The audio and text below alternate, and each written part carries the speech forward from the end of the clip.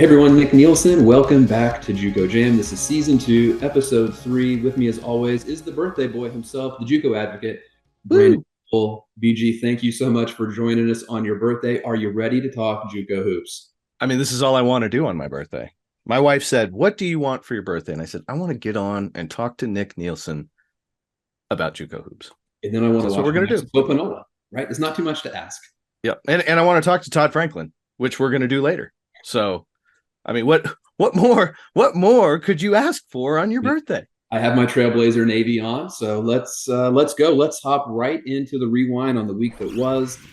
Thanksgiving on Monday, we had Trinity Valley, Pensacola. Pensacola Springs, an upset, 59-51. Pensacola plays, really good defense. Trinity Valley struggled a little bit from the field. They shot 29%. Makai Dorsey led them with 13 points for Pensacola. Jalen Kago with 15. Also on Monday, Olney Central defeats Southeastern 78-74. Olney was down 17 points in the second half. Olney was led by Demarion Walkup with 26. And then Raphael Gay, 33 for Southeastern, who was the transfer from Clarendon. Talk Monday to me, BG. Thoughts? Yeah, tough way to start for Trinity, but shout out to them for going on the road and playing this tough string of games. We're going to talk here in a minute about their game against Northwest Florida, but this is the kind of thing that really just shouldn't hurt you. And I, at the end of the day, I don't think it will. I think people will look back on these games that, hey, you went on the road, you played the number one team in the country in there, you did come away with a win, and then dropped one to Pensacola.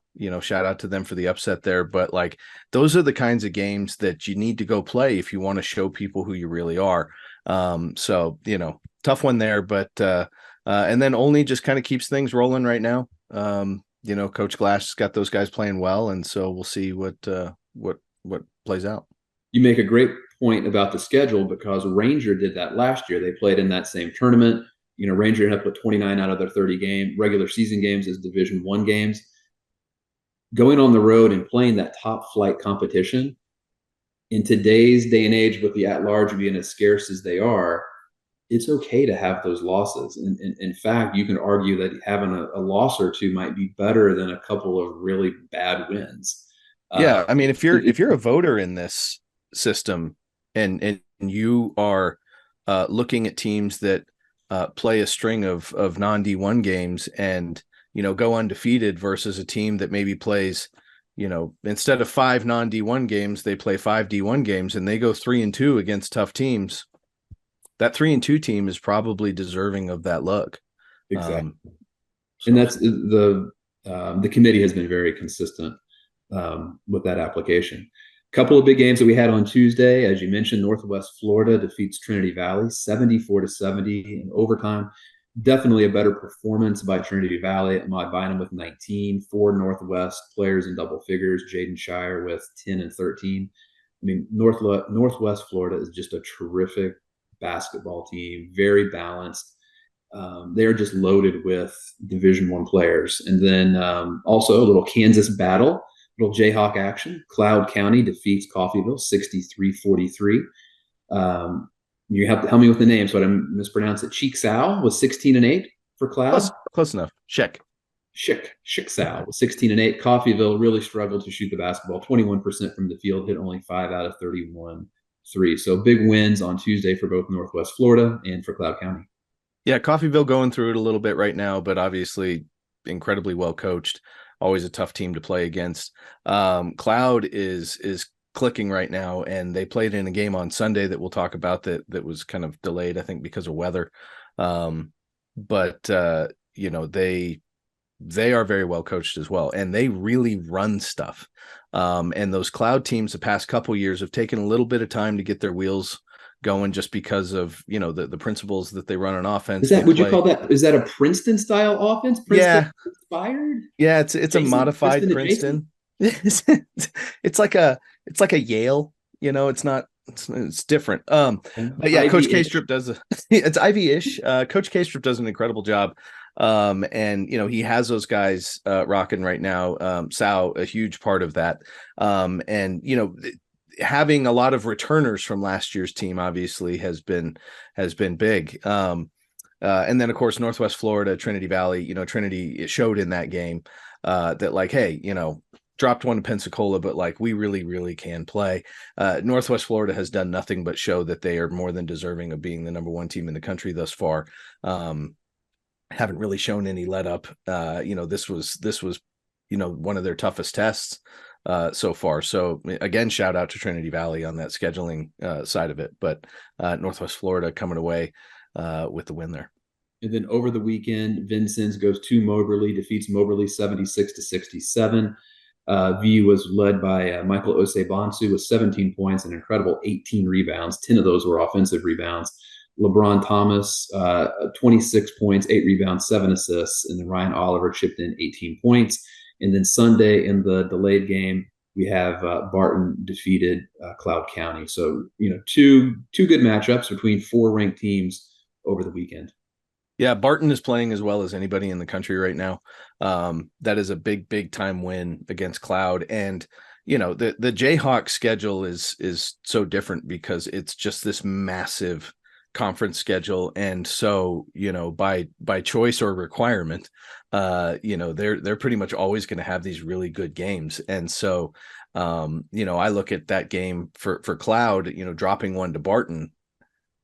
I mean, call it a loss, I guess. But, as far as like my opinion of the team, like, I mean, that if nothing else strengthened my opinion of the team, knowing how tough Barton is going on the road, playing a tough game like that. Lahai Jones for Barton was incredible. I think he had 25 and 15. Mr. Jones, as we call him. Not bad if you're into that kind of thing. And checks out again with another double with 14 and 10 on the road like that. So, two really, really, really tough teams that absolutely should be, taking a run at Hutch. And then, Vincennes Moberly, Vincennes team, pretty well public knowledge by now, just absolutely decimated by the JUCO crud. I guess, some sort of virus going around, and Michael Osei-Bonsu says, I don't care. Like, just goes out. I love the virus. Yeah, I love the virus. Direct to my veins. He's just out there just being a bully. And people kind of have used Isaac Moshilla. I've used Isaac Moshilla. We've talked about him in the past. Like, hey man, don't worry about the little power forward type guys. If they get the job done, they get the job done. I mean, I guess, we talk about Michael being undersized. I mean, you and I go stand next to him and he looks like he's going to eat us. Yeah. But, in the basketball sense, sure. At 6'4", he's an undersized power forward, but man, he's good. And we're going to talk to Coach about him a little bit later. Yeah, I know Coach loves him. All right, that concludes the rewind. Let's get into this week's game in the rundown. So, in what will be forever known as the Brandon Goebel Birthday Bash, we have New Mexico, Panola, a couple of big men going at it. Bear Cherry for New Mexico, Yaphet Mundi for Panola. You don't always get to see these matchups in junior college basketball. Two of the better post players in the game. Some quick thoughts on your birthday bash.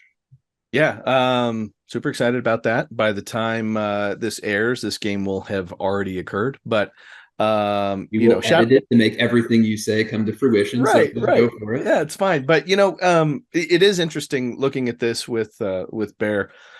He signed early to UNLV, and sometimes they're, this isn't like straight across the board, but coaches do worry about some of these guys signing early sometimes because sometimes there's a mental checkout aspect to it or whatever, where it's like, well, yeah, I've accomplished what I came here to accomplish, and Bear has not done that.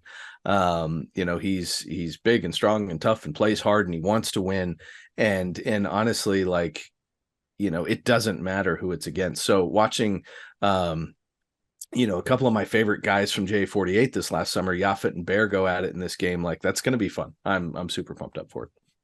It's the birthday bash you deserve. Yes. On Tuesday, we have Tonkawa, Indian Hills to start off Indian Hills crazy week. This week, Indian Hills plays Tonkawa. Then on a light weekend, they go South Plains and defending national champion John A. Logan. And then also on Tuesday night, we have Daytona State versus Northwest Florida, potentially the two best teams in Florida. Talk Tuesday to me, BG. Yeah, Indian Hills, went down to Florida, tough schedule, came out with some war wounds from that one. Um, but very talented. I've seen them in person. They're going to figure it out.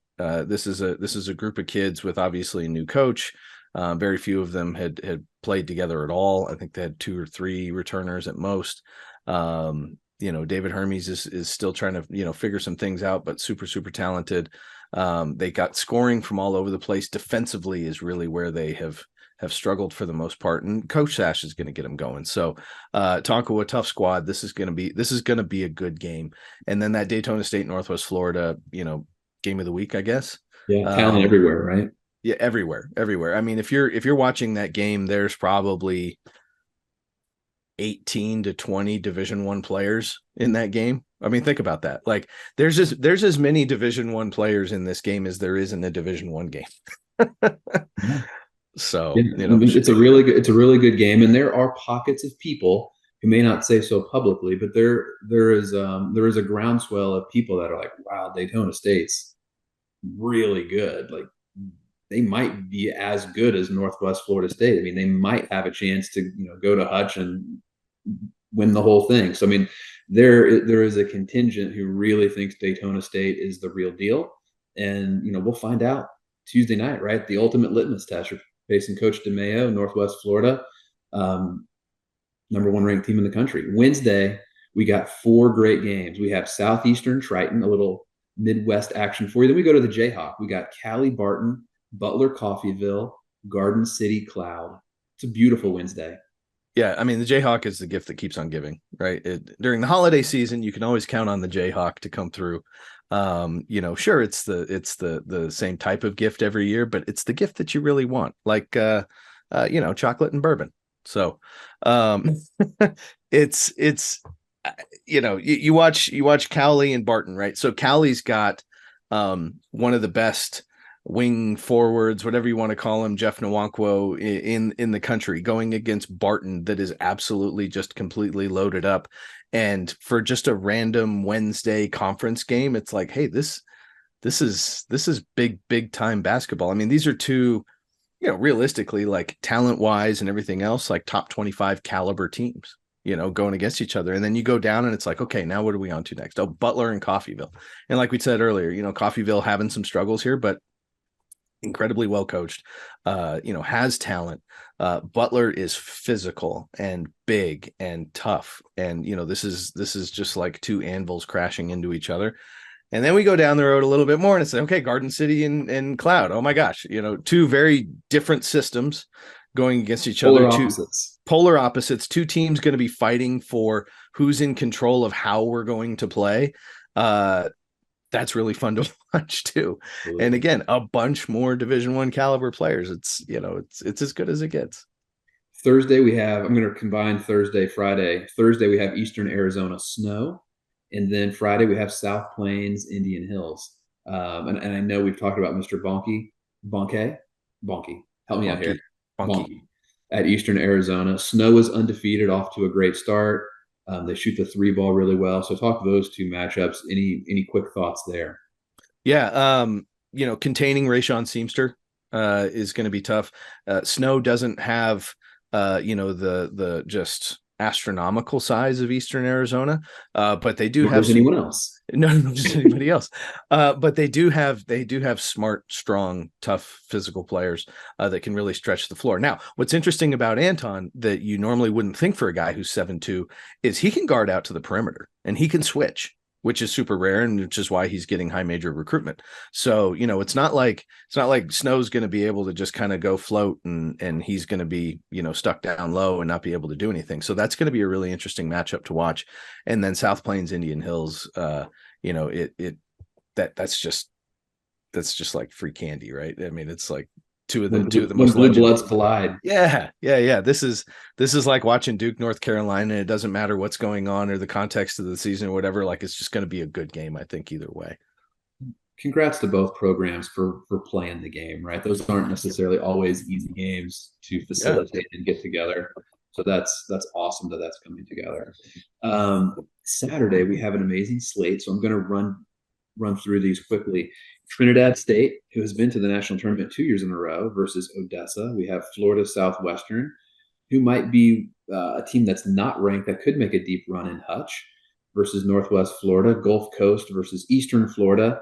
Indian River versus Chipola. I mean, I know that's a battle of two teams who we really don't know who they are because they haven't really played anybody to their level of competition. Midland versus Cochise. We have the great free throw shooter there, and Riley Parker, who I believe if we had a JUCO Jam NJCAA free throw contest, my money's on Riley Parker. We have more Jayhawk action, Barton Butler. And then we have some Region 14 action, if I can remember my numbers, Lee Panola, which is amazing. And then we end Saturday with John Logan, defending national champion, at Indian Hills. So Saturday, what excites you the most about Saturday, other than I know what you're doing all day JUCO Saturday. basketball? Yeah, I know exactly what you're doing all day Saturday. And I will be too. Yeah, the Indian River Chipola. Right. The Indian River Chipola game is really interesting because, like you said, they haven't really been tested yet. So these are two teams that we know are talented, that we know are well coached, regardless of who what their schedules have been so far. So this should be a really good game, and I think we'll pull something out of this as far as kind of where everybody stacks up in here. But the game that I'm probably most excited about is that Barton Butler game.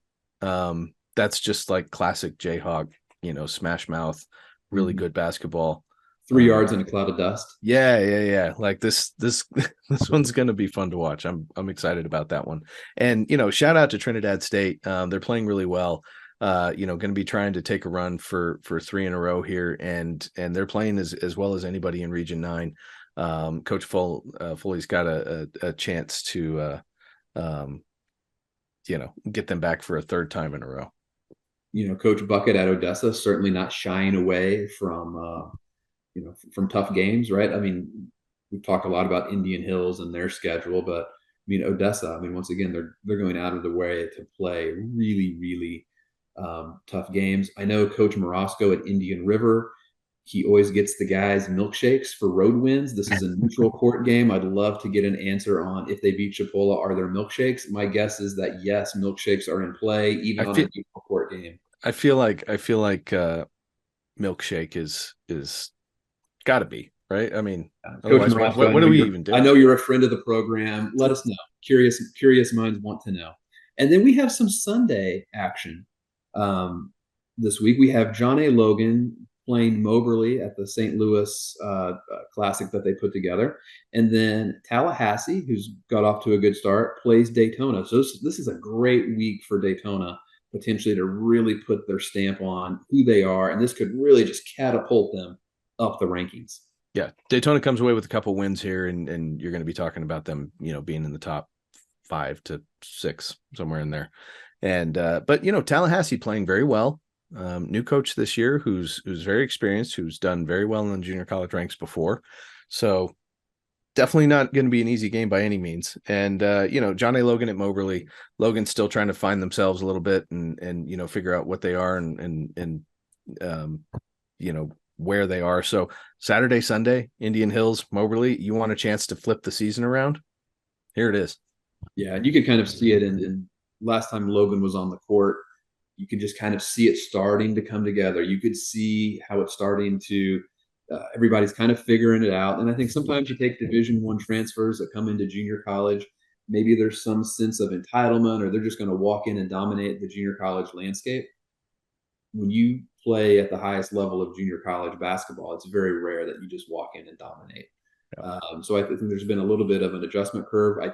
I believe in Coach Smith Peters. I believe in John Logan. They're going to right the ship, and I still think they're going to have a good season. Stick with us. That concludes the rundown. When we return, we have the honor of having on Coach Franklin in the spotlight, coach of the Vincennes University Trailblazers. All right. The Todd Father. The Todd Father when we return.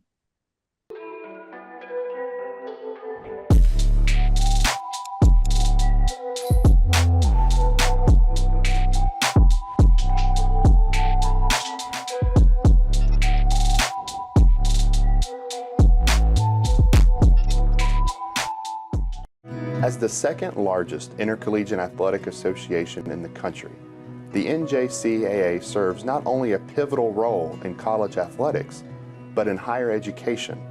The NJCAA Foundation aims to move the association forward through resources, grant programs, and other special initiatives. Your gift to the NJCAA Foundation will make a difference and create opportunities. Intensity fuels these champion student athletes to greatness. Zurich Insurance is proud to be the official provider of student athlete insurance for the National Junior College Athletic Association. Throughout the highs, we cheer along to their screams of victory. Throughout the lows, we support them through their tears of defeat. Zurich Insurance, helping student athletes play the sport they love.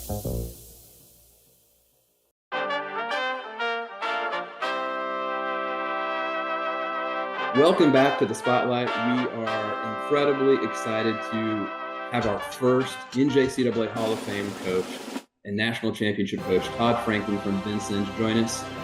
Coach Franklin has been qualified for the national tournament at Hutch 14 times, has 23 wins in the sports arena. Coach, thanks so much for joining us. It's an absolute pleasure to have you on JUCO Jam. Glad to be here, and all those numbers make me feel old. I think some of the numbers that you've put up, you always have to like double check your math because it seems too good to be true. I think one of the greatest runs in all of sports was the record for consecutive trips to the national tournament, because it's so hard to get to the national tournament to begin with, and then you did it 9 consecutive years, correct? That'd be right. We did get 9 somehow, some way. So that's awesome. And speaking of 9, the Trailblazers are off to a 9-0 start this season. All wins are great wins, but 3 wins already against teams who have been ranked or receiving votes with Monroe, Indian Hills, and most recently Moberly. What excites you the most about being able to coach this Trailblazer basketball team? I like them. That's always the biggest thing. I like them. They're good guys. It's like a lot of our teams we've had. We try really hard to do that, and we have a good bunch of guys. They'll play hard. They'll work hard. We're physical. I like teams like that. It's a similar team, and never the same, but it's a similar team to the team that won it. It really is in a lot of ways in its makeup, and we'll see if we can continue down that same path. Now, according to my records, and I might be wrong, I believe you've coached 3 guys, at least at the junior college level, who've gone on to the NBA. Dante Smith, who probably looked like an NBA guy the first day that he came on campus. And then most recently, Michael Mulder, and then Craig Porter, who's having an unbelievable amount of success with the Cleveland Cavaliers, which I know is no surprise to you. But, most recently with Mulder and Porter, what did you see in them that maybe other people didn't see? I don't know. I didn't think in either case necessarily that they'd end up that way. I thought they both could be good players. Same with Dante. Dante was kind of a mismatched kind of 4-man when we signed him, and then he developed extremely quickly. He was just a natural freak. You remember him well, but Porter, and Michael, I thought both would be good players. Both worked hard. Both got a lot better. Just kept improving. Mike kind of learned to be a shooter. He wasn't necessarily a shooter when we got him, and he worked on his footwork, and that kind of changed things for him. He's always a runner and kind of a one-legged dunking kind of guy. When he added that consistency, and he had the consistency in his shot just by working every day, he got a little 1-2 down his footwork, and he just lived off of it. Craig just always had a really good feel, and he had come along later, and he went through the process and the progressions with us. He was kind of 5th starter on that national title team, and played more as a combo guard, and then got some point guard minutes. And in second year, might be one of the all-time non-All-Americans. That's Craig Porter not to be an All-American his sophomore year that says there's something wrong with the system. But I thought after that, I've told people forever. Last year I thought he was the best point guard in college basketball. I was on record with that the whole time. I think he's been undervalued for a long time. I think he'll be in the league 10, 12 years and be highly successful. This is a 2-part question for you. And I know it's going to be about one of your favorite topics, which is rebounding. So whenever I think about a Todd Franklin basketball team, I think about a team that's going to excel at rebounding. And the second part of that question is, right now you have a guy who's just eating glass in Michael Osei-Bonsu.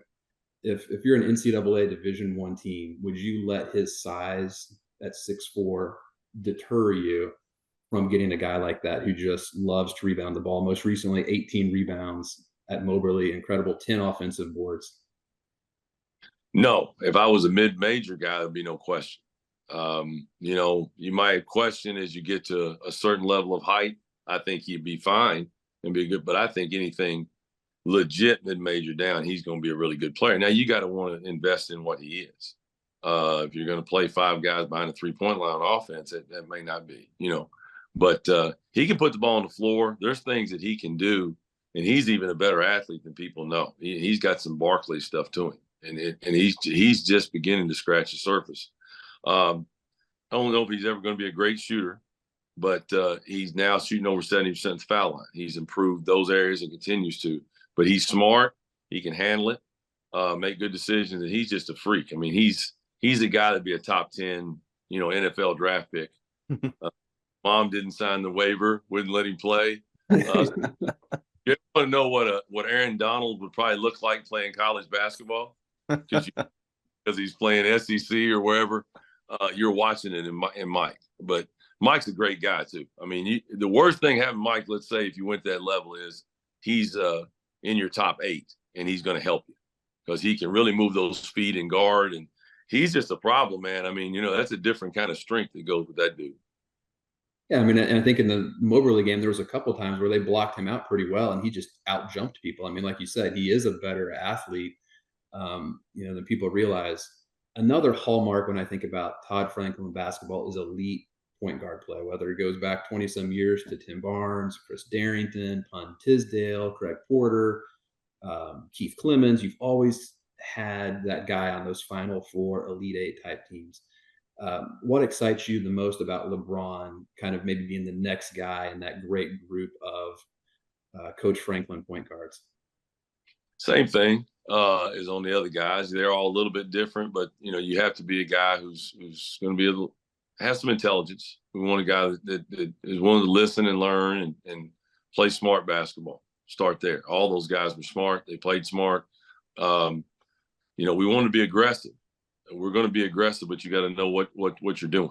And all those guys have done it. We like a little bit of size. Timmy was the exception, being a little smaller at 6 foot, but was the fastest dude with the ball from end to end that I may have ever seen. But the rest of them, we're more guys are more 6'1" to 6'3". Just learning. He's learning. Most of them have come in as combo guards. They weren't necessarily point guards in high school, and they've had to learn.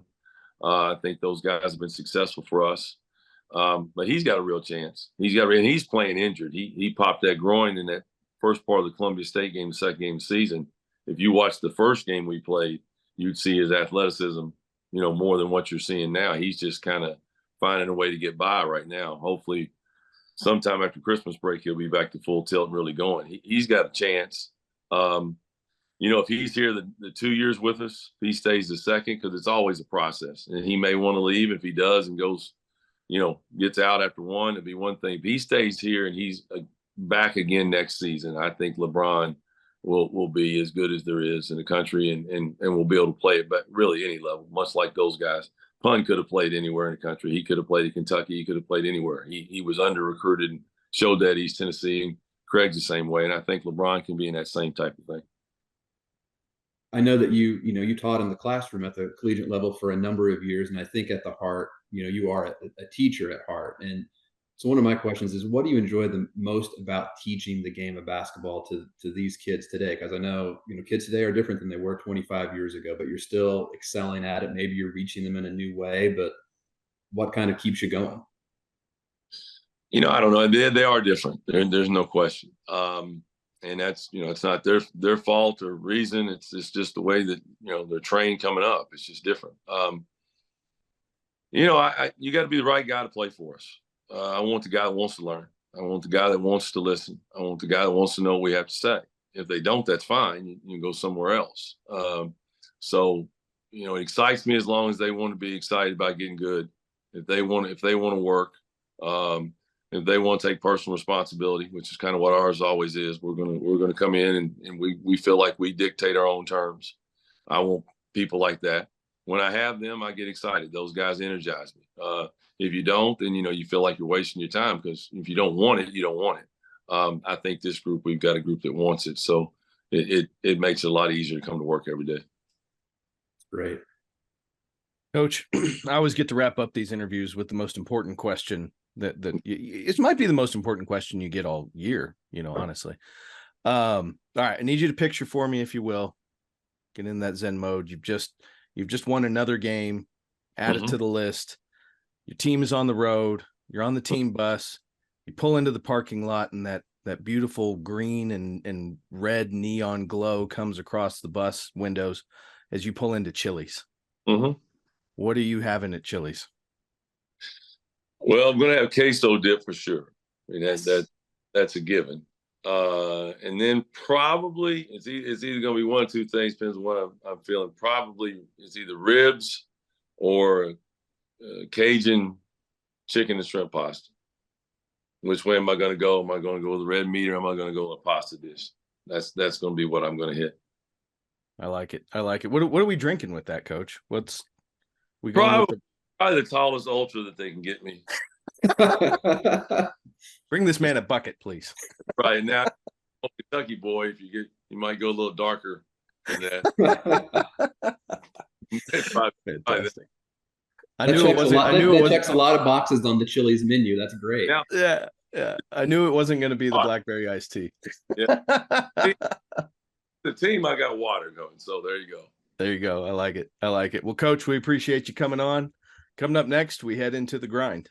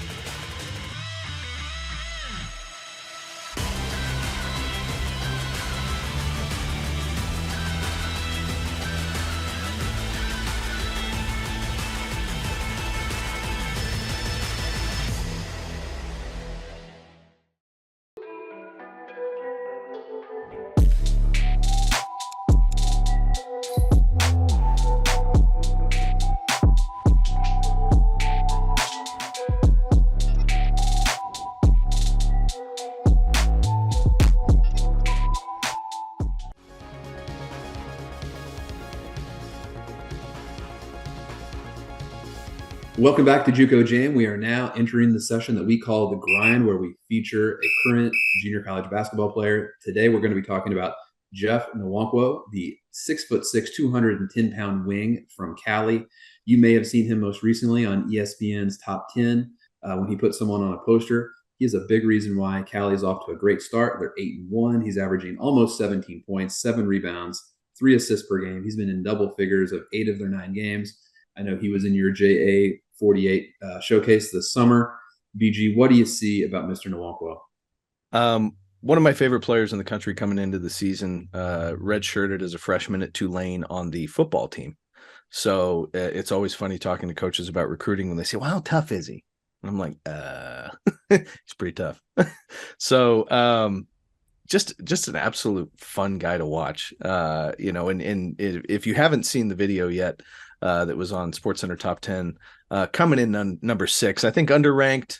I'm just whatever. But there's JUCO bias. Yeah, I know when I saw it, the I Believe I Can Fly music came on in my ears, in my brain space. He slowed down, the lights dimmed, and he just went bananas. That was bonkers. It did look like a scene from The Matrix. It did. So yeah, no, Jeff, phenomenal kid too, by the way.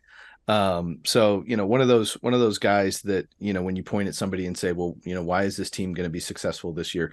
He's that guy for Cali. very well coached team in the Jayhawk, going to have all sorts of opportunities here. They're 8-1 right now, but they're going to be in some wars. And, anybody that's out there that's recruiting and looking for that, super skilled wing forward type, tough dude, defense, everything, athleticism, everything in between, that's the guy.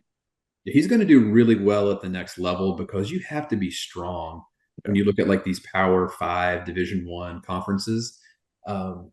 He spent some time in the weight room. A little bit. He knows what he's doing. That makes a huge difference. That's a big adjustment, I think, for a lot of these kids going from junior college to, a Power 5 level. They've never, spent that level of time in the weight room. They're just not physically strong enough to compete. Well, there's so many things. There's so many things that you have to adjust to when you get to that next level, whether it's just even something as simple as like going to class on some massive campus versus, the 2 buildings that might be across the street from you. So, if you can check off some boxes beforehand that you don't have to get accustomed to, that really simplifies a lot of the other things. And I think recruiters need to look at that sort of stuff too, and really put a lot of emphasis into that. Like, how many things can we not have to worry about when he gets here? Even if that's academics or something, if somebody's a really, really smart kid and really good in the classroom, you don't have to chase them around, check those boxes. Same thing for a guy like Jeff. He checks all the character boxes and the academic boxes and all those sorts of things. And then he also checks that physicality box of knowing what he's doing to take care of his body, how to take care of his body, when to take care of his body, when to pay attention to his body, all those sorts of things. That's something a lot of guys just don't know when they get to that next level, and he does. And so that'll be an important piece to really shortening that time frame for him for success between when he gets to campus at his next school and when it really starts clicking for him. Now we're going to transition to the show. I know you're really excited to talk about this next young man and really the transformation of his career. Tyon Grant Foster played at Indian Hills. He's transferred a couple of times, Kansas to Paul, now at Grand Canyon. 6'7", 210-pound wing from Kansas City. He's having just an absolutely terrific senior season, 21 points, 4.5 rebounds, 2 steals a game. Talk a little bit about Tyon and his journey to where he is today. Yeah, got to see Tyon quite a bit in person when he was in junior college, going out to Indian Hills. Just an awesome kid, somebody that we were really excited about coming out of junior college, and just had his moments at Kansas. Kansas not really kind of your typical junior college location, and so whatever it was that just didn't quite work out there, made a move. And, unfortunately, as you may or may not know, those listening to this, had a pretty serious heart issue that happened. And, fortunately, they were able to get him taken care of. But, at the time, we weren't sure if he was, not only was he ever going to play basketball again, was he just going to be okay? We didn't know that for a while. And fortunately, the miracles of modern medicine, were able to get things righted. And so, after a couple years of not playing, finally was able to come back and found a new home in Grand Canyon. And, seeing him be successful was just the best. And I can tell you the conversation with Coach Polona, who was his junior college coach, after Tyon really just kind of showed up and said, hey, like, I'm okay and I'm going to do great. And, hearing that in Coach Polona's voice and every time Tyon does anything, text messages go out, just a real like joy to see that he's doing well and he's getting to do what he loves. Yeah. And I think he is someone that we always knew had the talent. And sometimes it's just about finding the right fit at the right time. And Coach Polona has an incredible track record of getting his guys to have success at the next level. Speaking of Coach Polona, I know this message is going to get to you. You're dodging us. We want you on the program. You're always welcome. We know you're going to hear this. Come on, join us. Coach Polona, JUCO Jam, we need you. That concludes the show. When we come back, we're going to finish with our 6-man, which is some quick thoughts for the week.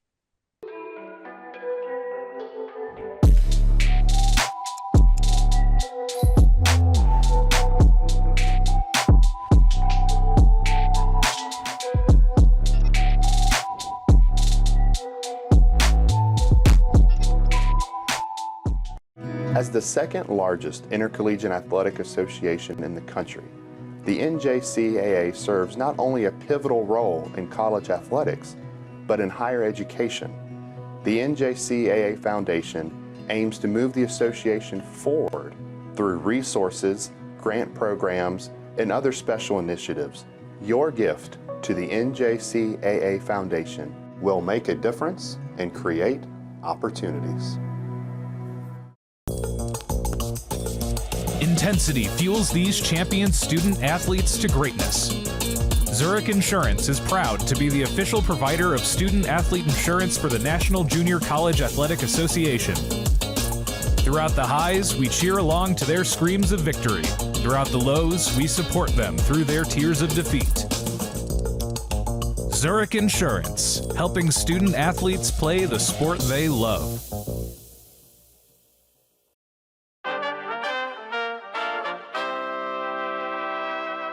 Welcome back to JUCO Jam. We're now going to get into the sixth man with some closing thoughts. Mr. Goebel, talk to us. So, usually sixth man is about, some cool story out there, the background, whatever. But this week was just like, hey, somebody scored 58 points in a Division I game, and that's really cool.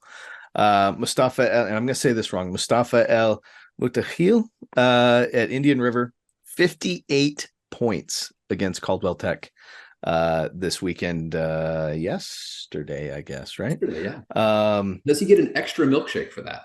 Ooh, is there sprinkles? He gets toppings. He gets toppings. That's only fair. He probably gets toppings. 18 of 28. 2 of 4 from 3. So you have 58 points and you made 2 threes. Like he did go 20 of 24 from the free throw line.